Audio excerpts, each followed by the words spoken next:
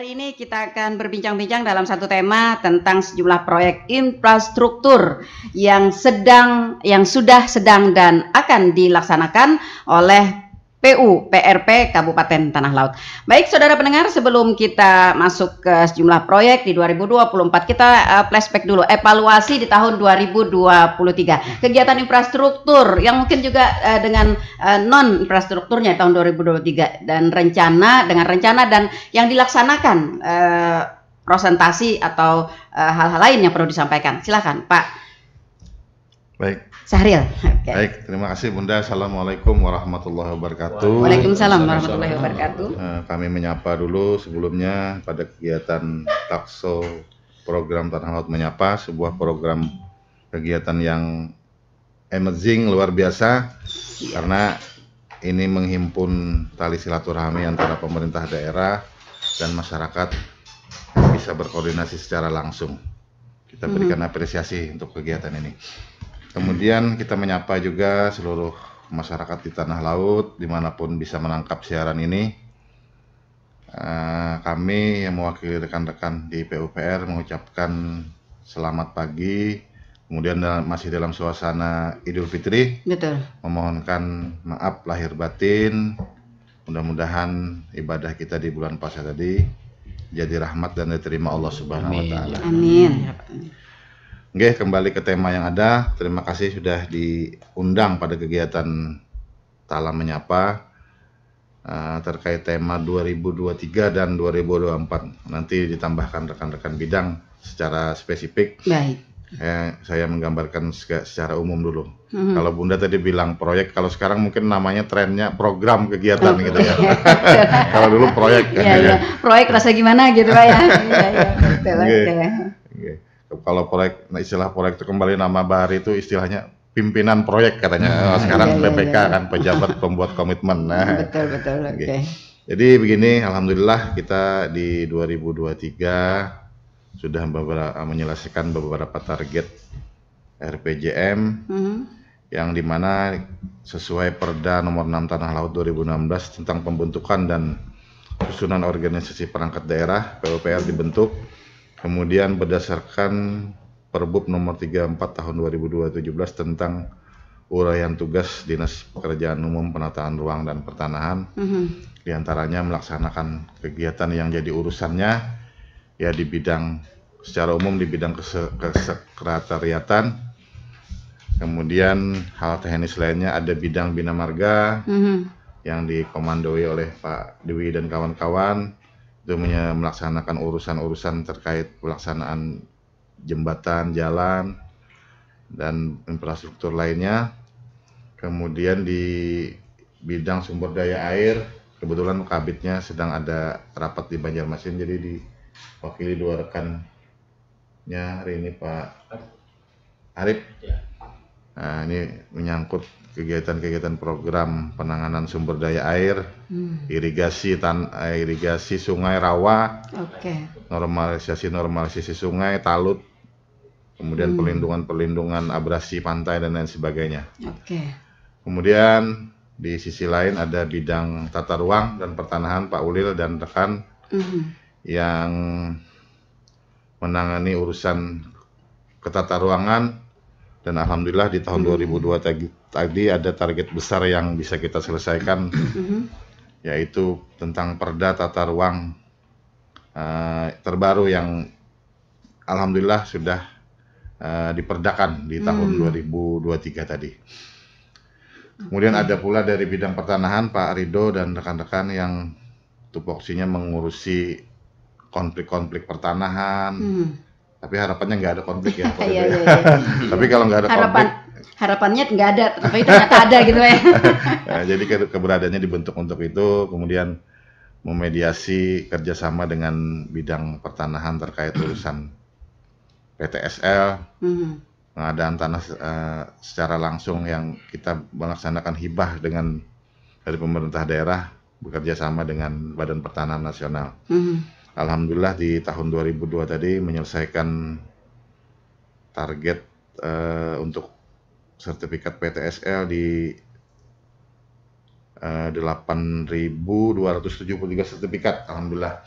Jadi yang pada pelaksanaannya 2024 ini kita bekerja sama dengan BPN untuk dibagikan ke masyarakat, Bu. Alhamdulillah membantu program-program masyarakat yang belum kemudahan sertifikat. Kemudian ada juga program di pertanahan Kijang Mas, tren namanya Kijang Mas, namanya nama panjangnya kolaborasi penunjang layanan bidang tanah eks transmigrasi. Nah, alhamdulillah ini dapat apresiasi kita dari pemerintah provinsi kemarin ya, terbaik 2 ya Pak Ridho. Karena ini merupakan program yang sangat membantu untuk penerbitan sertifikat juga, Bunda. Apakah ini inovasi Pak atau memang ada perintah dari atas? Inovasi dari pimpinan kita juga dulu kan, cuma diteruskan oleh pimpinan kita yang baru, tetap jalan karena ini hal-hal yang baik. Betul. Jadi itu orang yang sudah tidak punya riwayat untuk membalik nama sertifikat ataupun sertifikatnya hilang, asal ada riwayat-riwayat yang mendasari itu, alhamdulillah bisa dibantu untuk proses penyelesaiannya. Dan lebih murah pembiayaannya daripada mengurus sendiri gitu. Nah, jadi itu salah satunya. Sementara mungkin itu Bunda dari kami untuk penyelesaian 2023 tadi, alhamdulillah mungkin kita target persentase mungkin Pak di 2023 dari yang kita rencanakan kemudian yang terlaksana. Oh baik, untuk yang kita rencanakan kan alhamdulillah di progres penyelesaian itu kemarin 98, berapa gitu, karena sisanya itu adalah kegiatan-kegiatan yang tidak bisa diserap karena ada alasan non teknis dan lain sebagainya. Nah, kita bisa lihat selayang pandang, alhamdulillah Kota Tanah Laut ini begitu sudah semakin cantik. Sesuai slogan Desa Ditata, Kota Dibina. Yang penting harapan kita masyarakat bisa menjaga aset yang kita sudah bangun. Kita pemerintah sudah susah-susah membangun, membiayai dengan biaya besar. Harapan kita adalah sama-sama kita jaga aset yang sudah kita bangun tersebut. Jadi mereka aset itu tidak butuh dihargai sebenarnya, hanya dipelihara yang penting kita untuk menjaga keberlangsungannya. Nah, kemudian di desa-desa juga Bunda kita bangun beberapa. Kalau jelas jembatan-jembatan pasti sudah, terutama jembatan itu jadi prioritas. Nah, apalagi yang putus kan. Nah, kalau menyeberang pasti itu kita pikirkan sama-sama dengan Pak Dwi. Jalan ya sesuai kemampuan keuangan daerah. Insya Allah target-target dari Musrenbang, kemudian pokok-pokok pikiran dan yang hasil analisa kita sendiri dari top down planningnya dalam tanda petik sesuai kemampuan keuangan daerah, insya Allah kita laksanakan. Kemudian di bidang pencipta karyaan Bunda, kita juga di tahun 2023 tadi membangun sarana prasarana yang cukup besar juga. Pembangunan beberapa gedung kantor, alhamdulillah sudah terlaksana. Mungkin kita lihat sendiri kan kantor Dinas Pariwisata, Dukcapil, kantor kecamatan, alhamdulillah. Sementara rumah tukangnya sendiri belum diperbaiki nih. Tahun ini baru diperbaiki. Nah, kemudian pembangunan sarana air bersih di pelosok-pelosok yang belum tercapai akses air bersih. Alhamdulillah tahun tadi juga nyampe. Pantai Harapan juga Pak Dwi memprogramkan kemarin tembus. Alhamdulillah kegiatan kita bisa melaksanakan MTP di sana walaupun dengan konstruksi sederhana. Tapi tetap terus kita pikirkan bersama nanti bersama rekan-rekan bidang marga untuk kemudahan akses transportasi di sana. Sementara itu mungkin secara umum nanti selanjutnya diskusi kita dengan kawan-kawan di bidang. Baik. Saya ke Pak Dwi ya di Bina Marga ini. Kalau programnya Bina Marga ini program yang paling ini kan oleh masyarakat gitu ya, karena pembangunan jembatan, jalan dan lain sebagainya ya. Mungkin bisa diuraikan dulu Pak Dwi program-program kita di tahun 2024 ini. Baik, terima kasih Bunda. Assalamualaikum warahmatullahi wabarakatuh. Alhamdulillah pagi hari ini kita bisa kumpul dan bisa live di Radio Tuntung Pandang. Mudah-mudahan hari ini menjadi berkah untuk memberikan masukan-masukan dan juga kritikan pembangunan ya, PUPR terutama untuk Bidang Bina Marga. Oke. Jadi Bidang Bina Marga itu tahun 2023 ada beberapa kegiatan yang memang sudah kita laksanakan dan saat ini masih dalam masa pemeliharaan. Nah, jadi masa pemeliharaan itu 1 tahun. Jadi kalau ke depan nanti ada warga atau masyarakat yang menemukan jalan maupun jembatan yang ada sedikit kerusakan, gitu? Nah itu masih dalam masa pemeliharaan. Jadi tentunya ini menjadi tanggung jawab penyedia masih. Jadi itu wajib kita perbaiki. Nah, jadi tidak luput juga pada hari ini rekan dengar Tung Pandang kalau ada mendapatkan hal itu di lapangan bisa disampaikan ke kami PUPRP langsung melalui radio. Iya. Masyarakat bisa memberikan laporan ya. Benar. Jadi langsung memberikan keterangan karena yang namanya kami Bina Marga karena keterbatasan juga personil, jadi harapannya masyarakat bisa melaporkan secara cepat dan segera kita tindak lanjuti. Dimohon bantuan dari masyarakat untuk dapat melaporkan. Baik. Dia ada 2023 kemarin kita ada pekerjaan yang memang merupakan alhamdulillah itu bisa dinikmati dan bisa dimanfaatkan masyarakat. Yang pertama itu contohnya yang Jalan Haji Boyasin. Nah, yang saat ini yang katanya Malioboro-nya tanah laut gitu ya. Tanah laut. Memang itu merupakan bagian dari bentuk pemerhatian Pemda kita untuk perbaikan di dalam kota, infrastruktur baik jalan maupun sarana lain. Nah, ini alhamdulillah bisa kita nikmati dan juga memang kemarin ada beberapa kendala, misalnya ada lampu yang mati, itu kan sudah kita perbaiki. Kemudian ada lampunya yang lengkung itu yang kuningnya itu ada juga yang mati, nanti kita perbaiki. Karena ini sekali lagi dari masa pemeliharaan. Itu jadi harapan selama 1 tahun ya Pak ya? Iya, 1 tahun. Harapannya masyarakat yang menikmati pun juga bisa merawat. Iya. Jangan sampai masyarakat kadang-kadang kayak kepingin gitu Pak. Jadi agak usil tangan gitu. Jadi pegang-pegang. Yang nggak nyadar-nyadar narik-narik gitu ya. Yang penting kita sama-sama memelihara, sama-sama menjaga, kan ini aset kita semua. Iya, karena itu barang baru ya. Jadi agak-agak kalau bahasa Banjarnya tuh masyarakat kita ini kehimongan Pak. Iya. Nah, kemarin kan di situ juga ada marka jalan yang sudah kita lepas, tapi fungsinya tetap tidak kita hilangkan karena ada marka jalan yang garis putih. Nah, itu kalau memang garis putih itu tidak putus berarti itu tidak boleh mendahului. Jadi harapannya kita bermasyarakat juga lalu lintasnya kita lebih aktif, lebih tertib. Jadi sebagai kawasan juga tertib lalu lintas lah ke depan. Juga beberapa waktu kemarin sudah kita pasang juga lampu warning.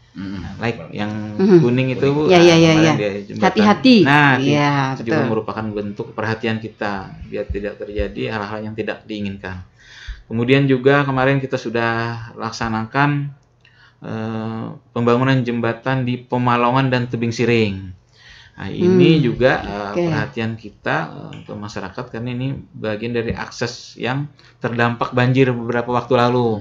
Ini sudah kita bangun dan ini juga masih dalam tahap pemeliharaan.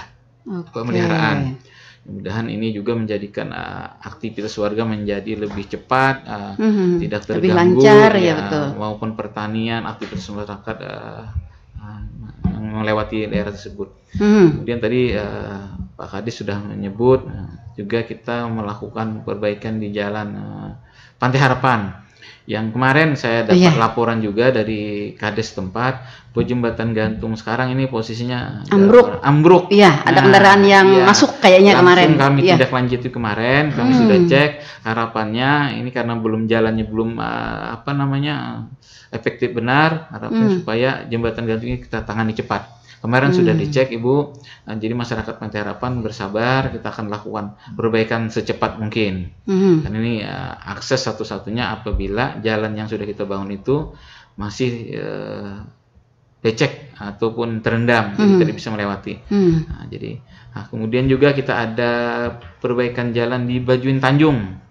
Ini juga merupakan jalan untuk konektivitas dari warga Bajuin ke Kiram maupun Kabupaten Banjar, Banjarbaru, Bu. Oh, iya, Jadi ini sudah tembus. jalan tembus, Jadi ini sudah tembus dari Kabupaten Banjar. Kalau kita bisa melewati di sana, nanti bisa melihat juga segi pemandangan apa. Ini insya Allah nanti tahun depan kita tindak lanjuti lagi, kita anggarkan kembali sesuai dengan keuangan daerah kita. Saat ini berarti hanya pengerasan ya, Pak? Saat ini ada perkerasan, cuma sudah tembus, Bu. Oh. Jadi masyarakat sana sangat harapan ini menjadi lebih maksimal. Alhamdulillah ini menjadi juga jalan alternatif kita.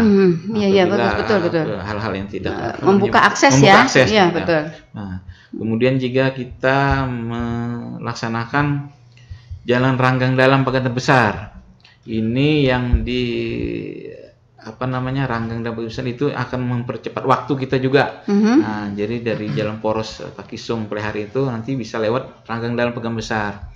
Ini juga akan kita membuka pertanian di sana, dan juga kita akan mempercepat waktu tempuh. Sudah kita laksanakan bertahap. Alhamdulillah tahun ini juga kita laksanakan. Itu yang di 2023 alhamdulillah. Jadi kita masyarakat mudah-mudahan ini saling menjaga, juga informasi-informasi selain jalan itu nanti bisa dilaporkan dengan terkait pelayanan kita yang BOC biasa beberapa waktu lalu kita kita laksanakan. Kemudian di tahun 2024, Bu, kita juga akan laksanakan ini pembangunan jembatan Panggung Menaran. Ini yang di Angsau, jalan di Ki Hajar. Itu tembusnya nanti jalan di Ambungan Panggung, Jalan Mawar maupun Jalan Anggrek. Nah, ini juga bagian dari pengembangan kita, wilayah kita.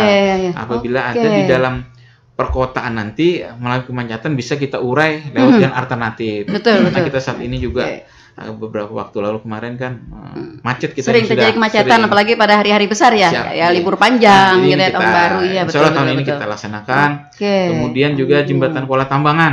Nah, ini kan kemarin sudah waktunya juga kita lakukan. Itu kayaknya jembatan lama ya, masih terbuat dari bahan kayu kayaknya, betul. Iya. Ini nanti kita ganti. Kemudian jembatannya ada itu bentang 60 kan. Jadi 60 itu nanti kita pelihara, apabila ada kendala-kendala di daerah atau desa lain bisa kita manfaatkan kembali. Nah, jembatan itu. Nah, kita juga ada sinergi dengan TNI. Misalnya ini dengan Karya Bakti TNI. Nah, ini juga bentuk sinergi kita. Nanti akan kita laksanakan di Telaga Langsat.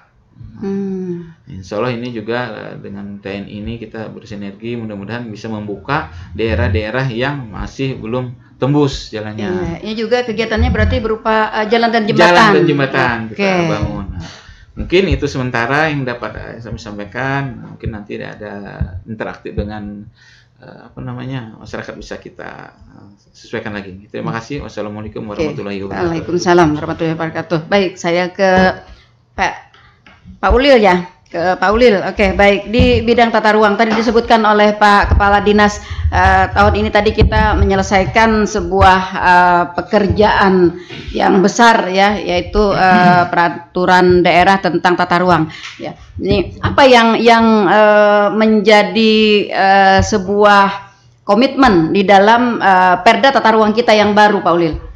Baik, mungkin sebelumnya bisa kami informasikan bahwa penataan ruang itu adalah meliputi proses perencanaan, pemanfaatan, pengendalian, penempatan ruang. Dan itu bertujuan untuk mewujudkan ruang yang aman, nyaman, produktif, dan berkelanjutan. Jadi ya alhamdulillah memang tahun ini bulan Februari tadi kita sudah menetapkan Perda Rencana Tata Ruang Wilayah yang itu berlaku selama 20 tahun. RT RW selama 20 tahun, meliputi perencanaan struktur maupun pola ruang, begitu juga terkait indikasi program tahunan yang ada di dalamnya seperti itu, Bu. Dan alhamdulillah 2023 tadi memang kita juga sudah menyelesaikan Perbuk RDTR, Rencana Detail Tata Ruang Wilayah Perkotaan untuk wilayah perencanaan Jorong, kemudian RDTR wilayah perencanaan sekitar KI Jorong. Jadi memang RDTR ini harus kita laksanakan penyusunannya karena ini merupakan amanat dari program strategis nasional Banjar Bakula. Ya mungkin kalau awamnya kalau di Jawa itu ada namanya Jabodetabek. Nah, kita itu Banjar Bakula dan tanah laut ini secara keseluruhan wilayah administrasinya masuk dalam Banjar Bakula. Jadi akhirnya kita secara wilayah harus menyusun RDTR di tiap kecamatan. Dan sampai tahun ini, alhamdulillah, ini yang terakhir kami selesaikan di tahun ini penyusunan untuk RDTR wilayah perkotaan Kurau, Bumi Makmur, dan Bajuin. Nah, yang selain 3 itu udah kami selesaikan, namun masih dalam tahap, ada yang masih dalam tahap proses pembahasan untuk kemudian diperbubkan. Jadi memang kegiatan kami ini dia dibagi 3 kali. Di tahun pertama itu penyusunan peta dasar, kemudian tahun kedua di penyusunan materi teknis, dan tahun ketiga itu penetapan. Jadi secara simultan kami bergerak setiap tahunnya, dan alhamdulillah progres setiap tahun minimal 2 perbub kita selesaikan. Mungkin demikian Bu informasi sementara. Oke, baik Pak Ulil, tentang tata ruang RT/RW ini, apalagi tadi dibuat untuk 20 tahun yang akan datang gitu ya. Nah, pada suatu ketika di suatu masa ada perubahan terhadap tata ruang misalnya di kecamatan atau di wilayah yang lain. Ini apa yang harus dilakukan? Nah, terkait perjalanannya memang setiap 5 tahun itu ada evaluasi, Bu. Jadi tata ruang itu sifatnya memang harus fleksibel dan akomodatif. Artinya setiap kali ada perubahan itu kita evaluasi per 5 tahun untuk bisa disesuaikan dengan kondisi terkini seperti itu. Untuk kemudian bisa menyesuaikan perencanaan kira-kira apa yang diperlukan, apa yang tidak diperlukan, apa yang harus ditambah dan apa yang harus dikurangi seperti itu. Oke. Lalu apa yang menjadi patokan atau indikator kita Pak Ulil untuk menyusun RT/RW itu? Banyak hal, Bu.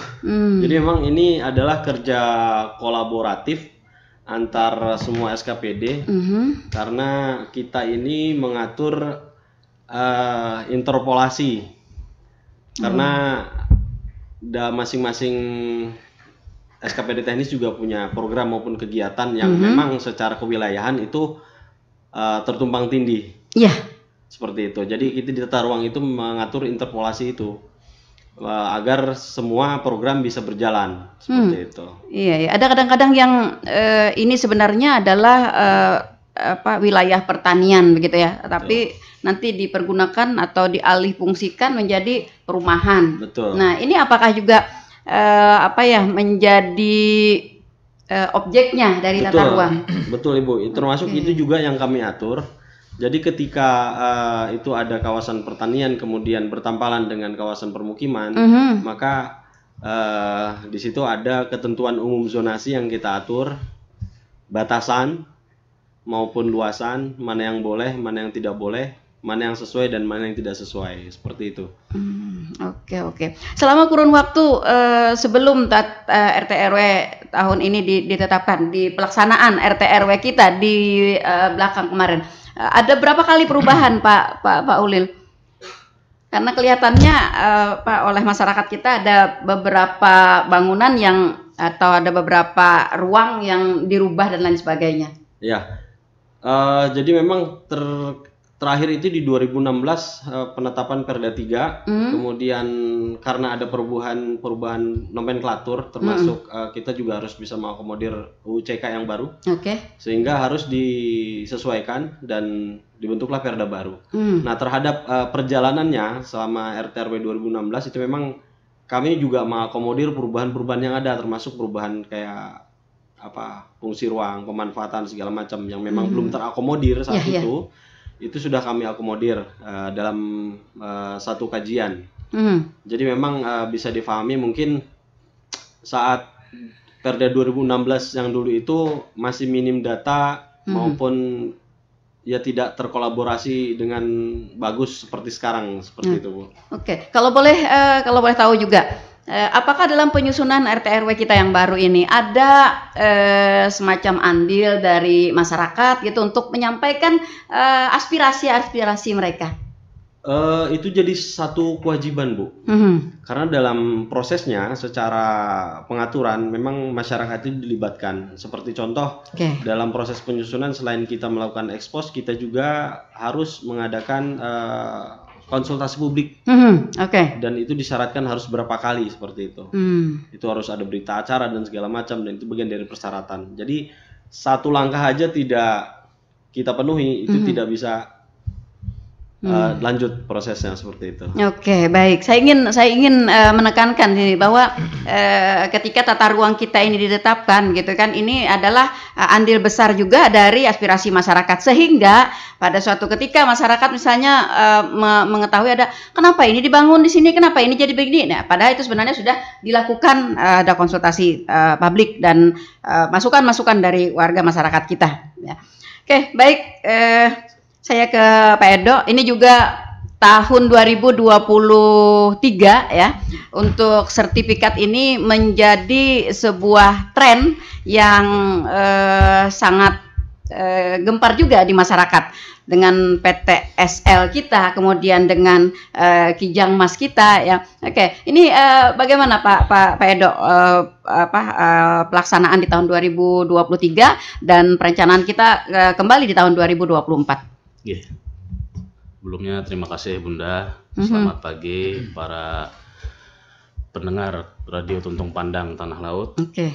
Untuk PTSL kita di tahun 2023 kita sudah menerbitkan sebanyak 8.273 sertifikat.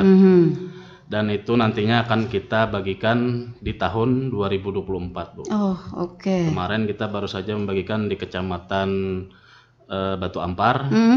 Dan juga di Kecamatan Tabangulang. Sisanya nanti di kecamatan yang lain akan kita bagikan sampai selesai, Bu. Dan untuk program Kijangmas, alhamdulillah dari tahun bermula Kijangmas itu dari tahun 2022, Bu. Dan itu sudah ada yang mengikuti sebanyak 122 orang dan sudah keluar sertifikat tersebut. Dan sedangkan untuk 2023 alhamdulillah minat masyarakat lebih lagi, Bu. Dan kita sudah mengeluarkan sebanyak 249 sertifikat. Meningkat ya. Dan mudah-mudahan nanti 2024 lebih meningkat, Bu, sehingga permasalahan di lahan ekstransmigrasi kita dapat menyelesaikan.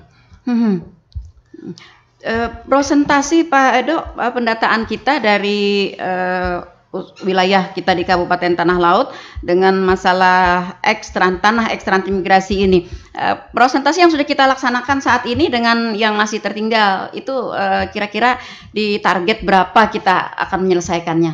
Wah, itu masih banyak, Bu, soalnya ternyata kita masih ada puluhan ribu, sedangkan yang baru terselesaikan kan baru berapa ratus, Bu. Ini dikarenakan masyarakat yang masih belum mendaftar, Bu. Jadi kita tidak bisa memaksakan, wah kalian harus mendaftar, tidak bisa, Bu. Ini masyarakatnya langsung yang harus mendaftar karena mereka yang memiliki lahan tersebut, Bu. Maksud saya, adakah kendala kenapa mereka tidak secara serentak atau secara masif gitu untuk membuat ini? Mungkin yang pertama mungkin mereka terkendala biaya. Karena biaya, walaupun ini program pemerintah, kita bantu, Bu, kita subsidi. Tapi walaupun kita subsidi itu juga tidak sekeseluruhan ya. Tidak murah lah ibaratnya, Bu. Soalnya masyarakat kemungkinan kisaran 3 sampai 7 juta, Bu, untuk membayar balik nama di sertifikat di lahan transmigrasi tersebut. Sedangkan untuk mandiri, kalau misalnya mandiri itu kisaran 20 sampai 30 juta, Bu. Karena mereka harus buka sidang dulu, kemudian nyewa pengacara dan sebagainya, Bu. Makanya kalau misalnya ikut program Kijangmas Tala ini sebenarnya lebih murah dan sangat murah, dan itu sangat menguntungkan karena dipermudah ya. Dipermudah, Bu. Karena masyarakat tidak perlu mendatangi ke kantor pengadilan negeri Plehari. kami yang datang langsung ke masyarakat, Bu, sama dengan para hakim dan juga dengan teman-teman di BPN. Oh begitu, oke.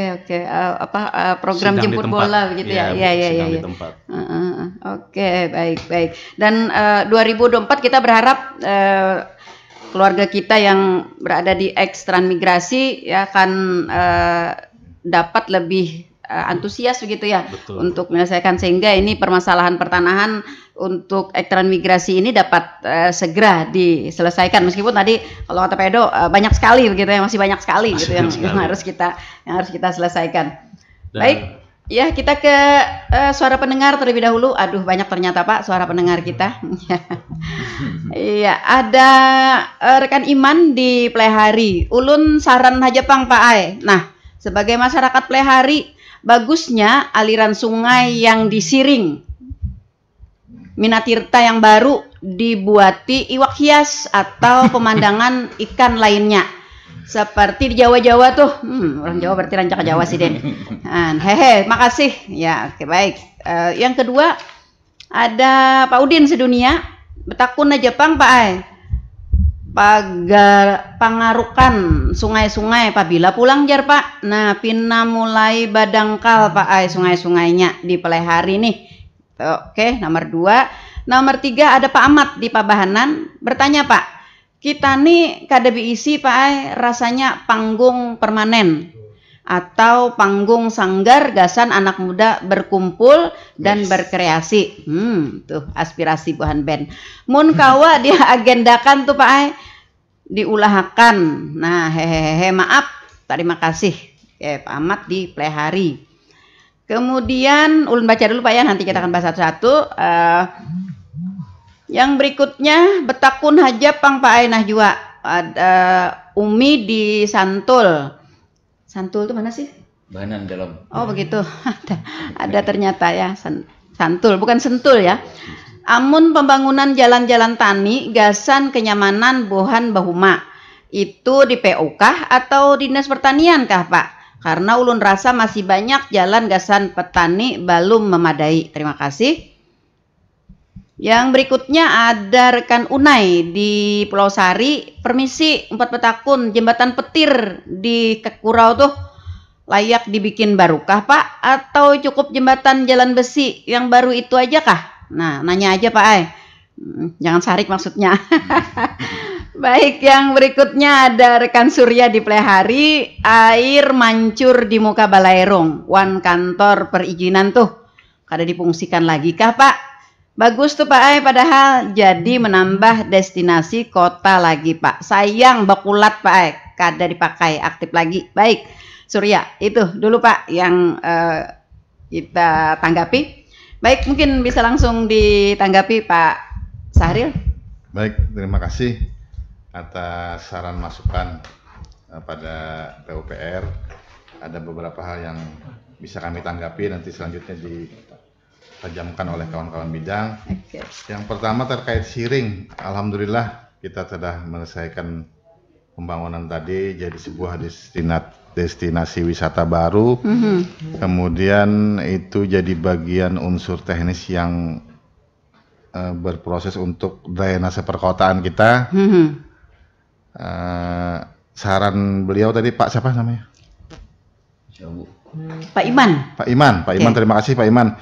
Ini memang sudah ada di pemikiran kita dan kawan-kawan bidang sumber daya air. Kita di perubahan nanti akan mendesain Pak, salah satunya tadi dengan menambahkan area pedestrian di seputar siring itu agar masyarakat bisa lebih luas dan menata akses untuk variasinya termasuk tadi kolam. Nanti ada kita bikin kolam pemancingan ya Pak. Ini insya Allah itu ke depan kita programkan itu. Iya, berarti sesuai dengan aspirasi masyarakat. Terima kasih itu aspirasinya. Baik. Kemudian Pak Udin untuk pengurukan sungai mulai dangkal. Ini nanti dilaporkan aja ke bidang sumber daya air. Datang aja langsung atau proposal, lebih baiknya diskusi di mana area sungai mana aja yang memang dianggap masih pendangkalan, walaupun kita punya data-data teknis untuk inventarisasi sungai, rawa dan lain sebagainya. Silahkan aja nanti Pak Udin datang ya ke ke saya ataupun lebih teknisnya ke bidang sumber daya air nanti. Terima kasih. Kemudian ada Pak Ahmad. Kita KDBIC panggung sanggar untuk berkreasi. Mantap Pak Ahmad, terima kasih. Ini saya sudah pernah diskusi dengan Kadispora nih.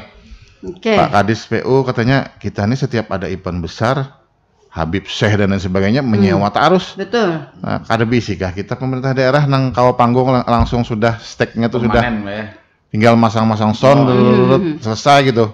Nah, alhamdulillah ini insyaallah ini memang tupoksi sebenarnya Kadispora yang mengusulkan nih. Ya. Kita siap aja PU membangunkan Bu secara teknis. Ini mudah-mudahan dengar kawan-kawan Kadispora ini aspirasi juga dari masyarakat. Tempatnya banyak yang bisa kita salah satunya di depan stadion itu kan bisa di ujung itu. Nah, event-event aja apa aja yang dari pemerintah daerah dan masyarakat silakan, cuma asetnya nanti dikelola oleh Dispora. Transportasi kencana ya. Bu, kita bisa itu. Di RTH pun kan sebenarnya bisa gitu. Kita bikin strukturnya beton, ada kolaborasi dengan bagaimana desainnya nanti yang bisa. Ada perlu lagi nang pasang-pasang. Betul. Rejing dulu Pak lah. Nah, rejing kolaborasi komposit dengan baja dan beton nanti. Bagus, terima kasih Pak Ahmad ya. Nanti mudah-mudahan di Kadispora yang mengusul ini kita siap aja membangunkan Pak Ahmad. Kemudian ada Umi di Santul, Jalan Tani.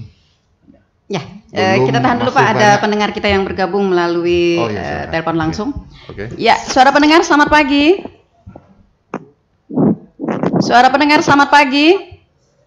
Pagi Bu, Assalamualaikum. Waalaikumsalam warahmatullahi wabarakatuh. Dengan siapa di mana Bapak? Dengan Pak Haryanto Bu. Oke, Pak Haryanto, apa kabarnya Pak? Baik. Sehat. Final Aidin wal Faidin dulu Bu. Sama-sama Pak. Untuk semuanya Pak Saril, Pak Dwi dan rekan-rekan dari PUPR nih. Terima kasih Luar biasa. Pak Haryanto. Silakan Pak. Ada dua hal yang ulun ingin tanyakan nih, masalah program PTSL itu dengan ekstransmigrasi itu apa bedanya tuh? Mungkin Pak Edo yang bisa menjawab. Terus baik. Sebenarnya ini bukan domainnya PUPR mungkin ya, PR daerah, mungkin ini balai jalan.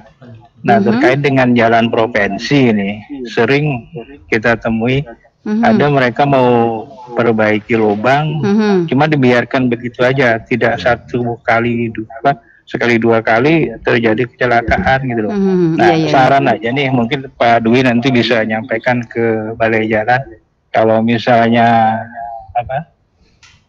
mau diperbaiki langsung aja dikasih rambu atau seperti apa. Kayak di Parit itu kemarin kan ada kecelakaan itu Bu. Nah itu terus tanggung jawab siapa kalau terjadi hal seperti itu gitu. Nah, untuk yang di Simpang 3 Parit nggak tahu itu mediannya kah atau apa, sering berlubang juga di situ Bu, gitu loh. Pak Dwi, makasih. Waalaikumsalam warahmatullahi wabarakatuh. Sini sering jalan Pak, jadi tahu benar lawan jalan.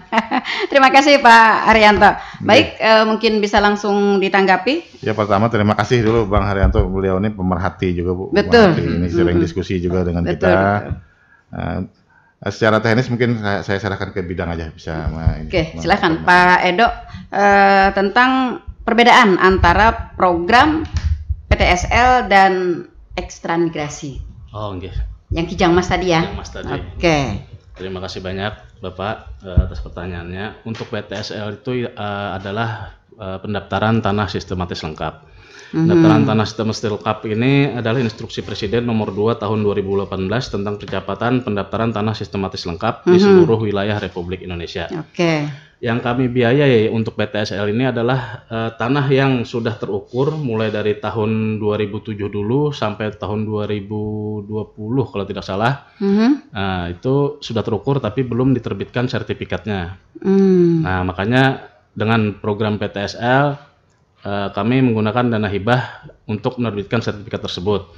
Dan untuk program Kijang Mas Tala itu adalah merupakan kolaborasi layanan penunjang penyelesaian masalah bidang tanah ekstransmigrasi di wilayah Kabupaten Tanah Laut. Artinya khusus tanah yang berkaitan dengan transmigrasi. Di transmigrasi itu contohnya seperti balik nama Pak. Saat ini kan masyarakat tidak bisa balik nama karena pemilik asalnya itu tidak tahu lagi di mana rimbanya. Nah, sedangkan untuk balik nama ini kan harus ada pemilik asal Bu. Makanya kita harus membuka sidang untuk kembali nama tersebut, harus membuka sidang, kemudian nyewa pengacara segala macam. makanya biayanya mahal.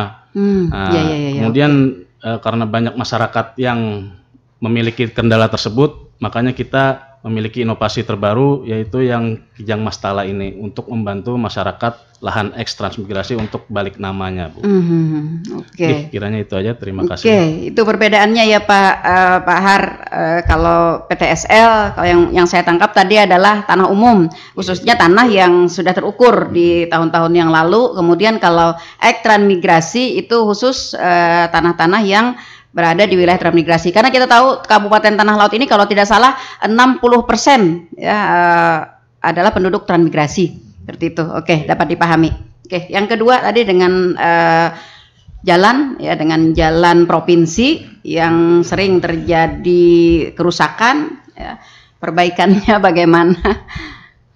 Baik, terima kasih Bang Haryanto, mungkin masih bisa mendengar. Mohon maaf lahir batin dulu nih, Bang Haryanto. Biasanya beliau memang sampai dengan Pak Kades tadi suka berdiskusi ke kita juga. Alhamdulillah sehat-sehat terus Pak Haryanto. Baik, terkait tadi pertanyaan beliau, ada beberapa ruas jalan baik di provinsi maupun balai ini melakukan yang namanya cutting atau perbaikan lubang tapi tidak segera ditutup ya. Jadi gini, memang wewenang dan kewenangan itu kalau di provinsi memang kewenangan provinsi, balai kewenangan balai. Jadi kita pemerintah daerah memang harus selalu berkoordinasi dengan pihak-pihak tersebut. Kita sudah sampaikan kalau melakukan perbaikan itu diberi rambu-rambu yang memenuhi syarat-syarat. Kemudian juga lubang jangan dibiarkan terbuka tanpa dilakukan perkerasan dulu. Ini sudah kita sampaikan ya, memang kita tidak bisa berbuat terlalu banyak karena ini kewenangan beliau, tapi kita cukup berkoordinasi. Tapi di dalam kota Bang Haryanto kita selalu pantau, kalau memang ada lubang-lubang kecil kita akan selalu lakukan koordinasi dulu ke provinsi maupun balai, segera kita tutup. Ini bentuk sinergi kita juga di dalam kota. Tapi kalau memang sifatnya itu banyak, besar, kita tidak memungkinkan karena kewenangannya pada mereka. Nah, insya Allah nanti kalau memang ada lagi ini kita masih belum tutup kemarin di ruas jalan provinsi atau nasional arah Banjarmasin ya, itu lagi dilakukan perbaikan juga. Ini nanti kita akan lakukan juga bersurat kembali ke balai-balai maupun provinsi agar segera dilakukan penutupan.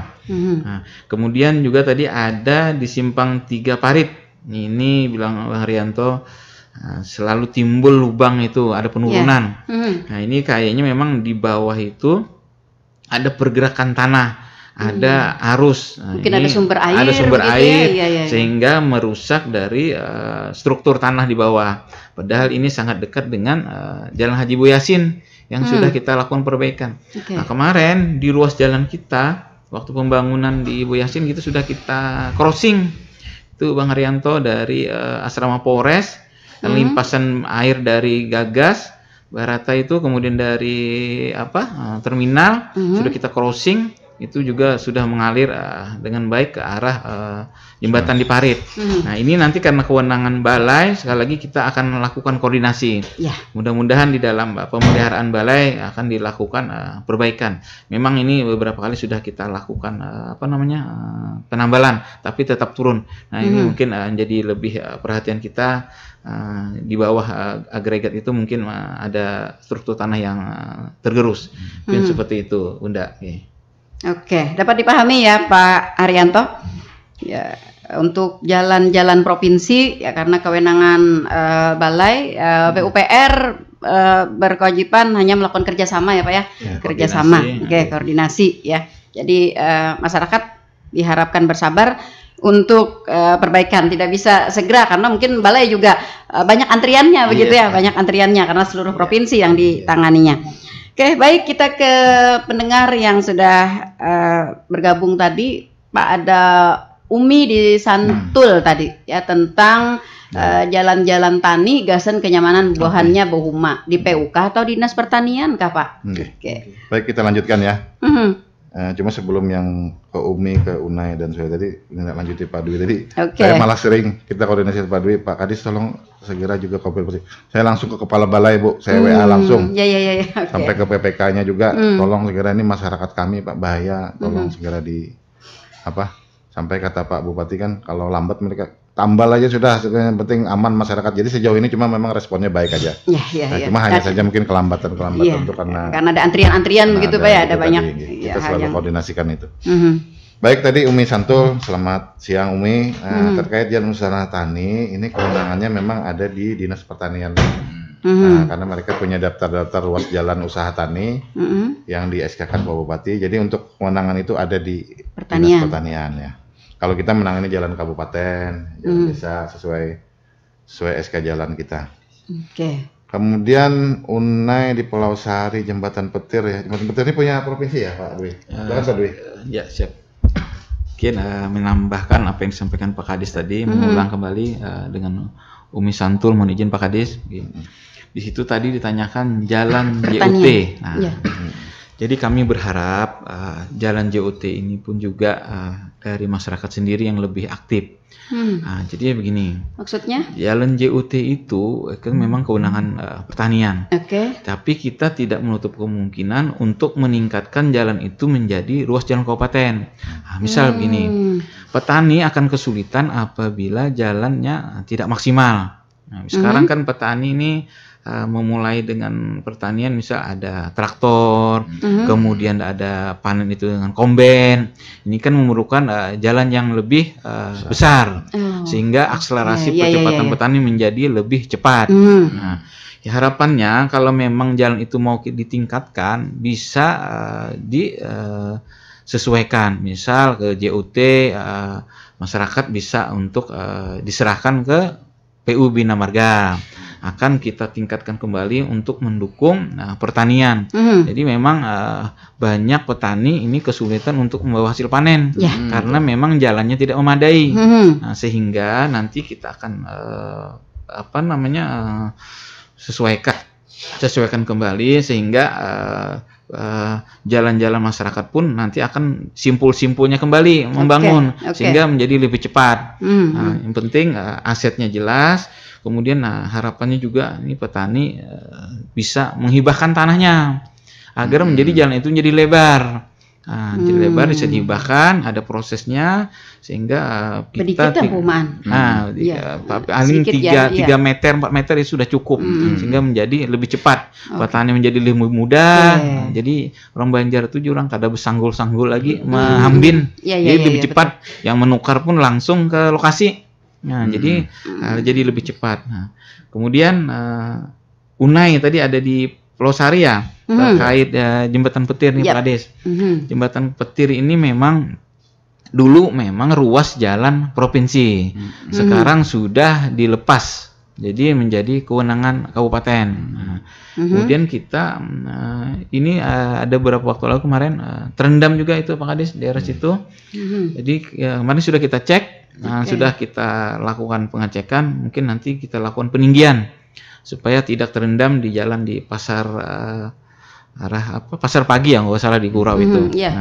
Kemudian Jembatan Petir ini kalau memang ada anggaran lagi pemeliharaan, nanti kita cek apakah ulin-ulinnya ini sudah perlu diganti apa belum, nanti kita sesuaikan dengan anggarannya ada sehingga bisa menyamankan pengendara yang melewati jalan tersebut. Insya Allah ini sudah menjadi ruas jalan kabupaten dan juga nanti jembatan itu akan kita koordinasikan. Ya, apakah ada rencana untuk dibuat jembatan permanen, tidak yang berpetir-petir? Ya. Karena memang tapi hilang ikon petirnya jadinya Bu. Ini kan jadi jadi ini memang jalannya kan sudah ada tuh yang di depan jembatan panjang, cuma mungkin masyarakat memutarnya agak jauh sedikit. Sebenarnya memang bisa dilewati, ada alternatif lain. Jadi sifatnya nanti Jembatan Petir akan kita pelihara dan menjadi lebih tetap nyaman. Harus ada Pak harus ya. Ada. Kalau tidak memungkinkan nanti kita cek kembali lah apa yang rusak. Jangan khawatir Pak Unai, akan diperbaiki ya Jembatan Petir dan akan tetap dipelihara. Baik, Yang berikutnya ada Pak Surya di Plehari, air mancur Pak. Ya, iya. Kasih. Untuk Pak Surya terkait air mancur dan kantor yang di muka Balai Rung dan perizinan memang itu ketika kemarin launching luar biasa ya. Iya, indahnya betul. Pemandangan juga. Cuma hanya saja membangun penataan kota. Rasa di Jakarta aja Pak. Perlu memang biaya pemeliharaan yang harus rutin dianggarkan. Nah kebetulan asetnya ini ada di Dinas Tata Kota dan Perkim. Jadi bukan di aset PUPR lagi. Nah jadi mungkin Pak Surya bisa ya berkoordinasi atau ya sebagai bentuk masukan lah dari masyarakat untuk menyampaikan ke Dinas Kominfo, Kominfo sorry, DPR, KPLH karena asetnya sudah ada di mereka gitu. Bukan lagi di Dinas PU.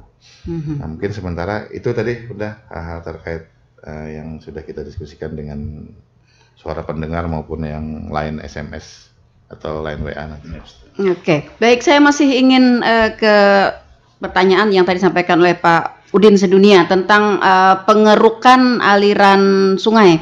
Ini mungkin Mas Mas Arif, sungai-sungai kita yang menjadi target di tahun 2024 ini mungkin yang harus digeruk, adakah data dari PUPR atau bagaimana? Ada Pak. Oke. Yang untuk tahun 2024 sih ada normalisasi sungai Pak.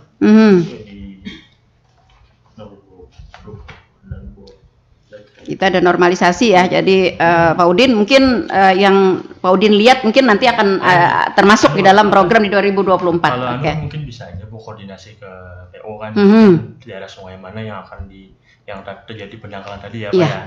Banyak kan ada juga yang untuk bentuk SOS Pak, SDA on service. Jadi kami bisa melakukan pembersihan, normalisasi cuma dalam bentuk volume yang tidak banyak Pak ya. Pembersihan, galian-galian. Berdasarkan masukan dari masyarakat ya, Yang tidak terencana bisa. Baik, iya. Misalnya volumenya banyak, mungkin bisa dimasukkan melalui proposal Pak ya. Nanti mungkin bisa dilanjutkan ke tahun berikutnya kan yang akan ada. Oke, begitu.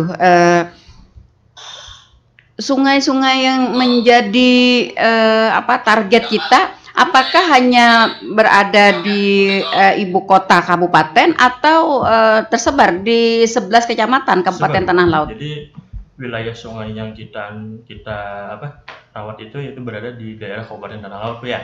Di daerah Das Tabunio sama Das Cengal. Das Tabunio itu di daerah Bumi Makmur, Kurau, Situ Takiso. Kalau Cengal itu daerah Jorong sampai di Kintab.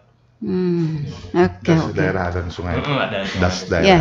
Oke. Nah, seperti itu ya Pak Udin. Masyarakat kita juga banyak yang bertanya nih Pak, karena juga mungkin melihat adanya pendangkalan sehingga menyebabkan berbagai permasalahan dengan adanya pendangkalan aliran sungai tersebut ya. Dan PUPR selalu mengupayakan untuk adanya normalisasi ya pada semua aliran sungai yang ada di Kabupaten Tanah Laut, tersebar di 11 kecamatan Kabupaten Tanah Laut. Oke Bu. Iya, tidak terasa ternyata ya waktu kebersamaan kita. Tapi saya masih ada beberapa yang ingin saya tanyakan. Saya ke Pak Sahril. Pak Sahril, untuk pelaksanaan, apalagi tadi banyak sekali bidang-bidang yang menangani di PUPRP ini, dan semuanya program-program PUPRP ini adalah program yang sangat dibutuhkan oleh masyarakat ya, baik itu di bina marganya, di tata ruangnya, kemudian di pertanahannya, dan juga di pengairannya. Ini apa sih Pak yang sering menjadi kendala bagi kita? Baik Bunda. Oke. Sebenarnya intinya kita sangat memperhatikan aspek kebutuhan masyarakat di Tanah Laut. Namun tadi kalau ditanya kendala, sebenarnya insya Allah kalau kendala itu tidak terlalu banyak gitu. Cuma intinya kemampuan keuangan daerah kita yang terbatas. Oke, sehingga tidak bisa menyerap aspirasi seluruh ya Pak ya. Harus lebih selektif memilah-milih secara bertahap. Jadi skala prioritas bagi daerah. Ini patut dipahami oleh masyarakat patut dipahami. Jangan sampai nanti sudah diusulkan sudah sering lawasan, nah ternyata tidak ditangani oleh PU. Ini kenapa begitu ya? Nah ini perlu jadi penjelasan. Nah kemudian juga Pak ada titipan pertanyaan juga dari teman-teman tentang program-program fisik yang dilaksanakan ya ternyata tidak termanfaatkan dengan maksimal. Apakah katanya sebelum melakukan atau membuat program-program fisik ini dilakukan kayak kajian, studi kelayakan atau mungkin ada ekpos? Baik, mungkin saya perlu penegasan lagi dari yang melakukan pertanyaan, tidak termanfaatkan secara maksimal itu dalam bentuk apa maksudnya?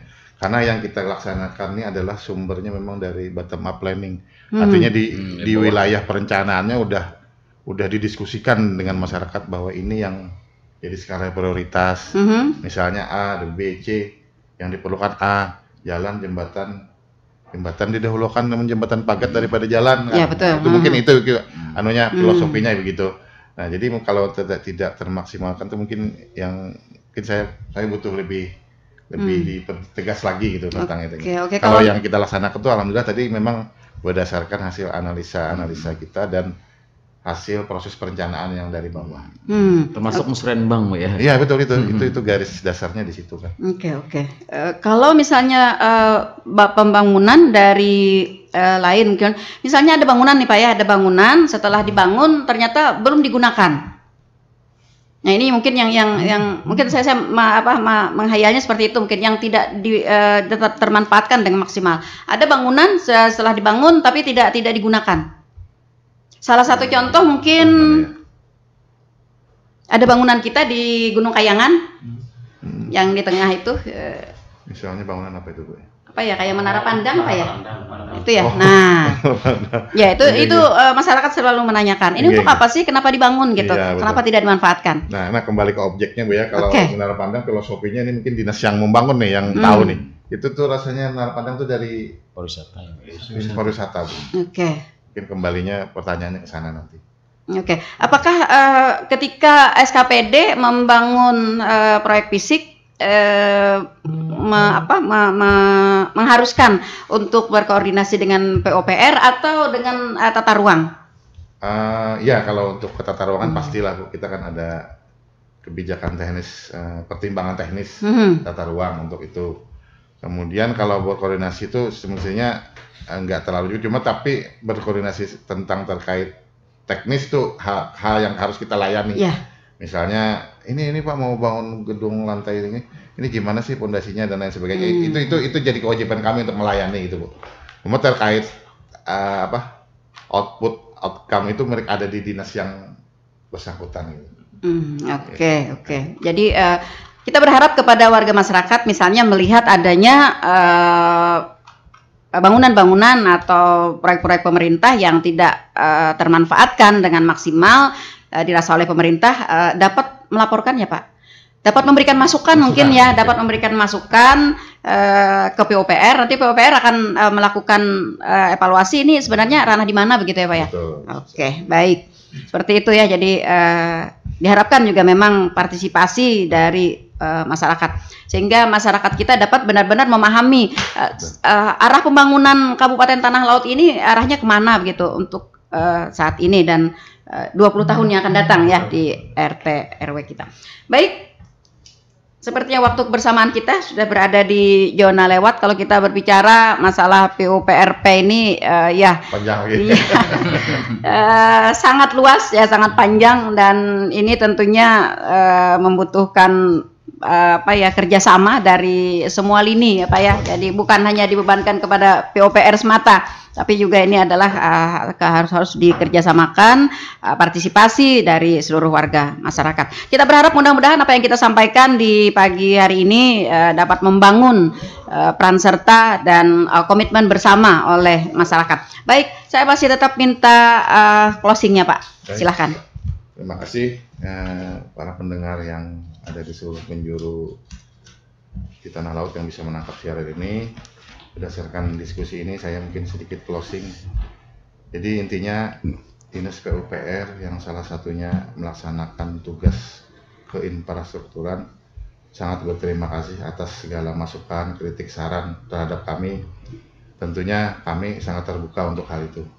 Nah, silakan menyampaikan hal-hal kebaikan humanis dan komunikatif kepada kami agar kami bisa menindaklanjutinya dengan lebih baik. Yang pertama itu.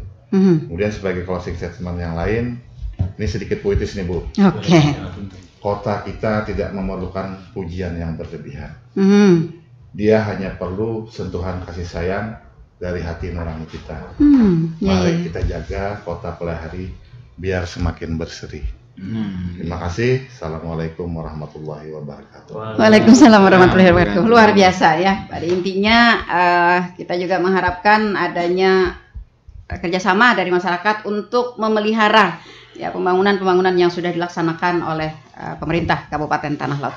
Baik, sampai di sini jumpa kita di program Talkshow Tanah Laut Menyapa edisi hari ini, Kamis 18 April 2024. Terima kasih atas kebersamaannya Pak Tahril, Pak Dwi, dan juga Pak Ulil serta Pak Rizal, kawan-kawan semuanya. Terima kasih. Terima kasih juga kepada para pendengar yang sudah bergabung bersama kami dan para pendengar yang sudah setia stay tune 102,3 RPPR Radio Tutung Manang FM.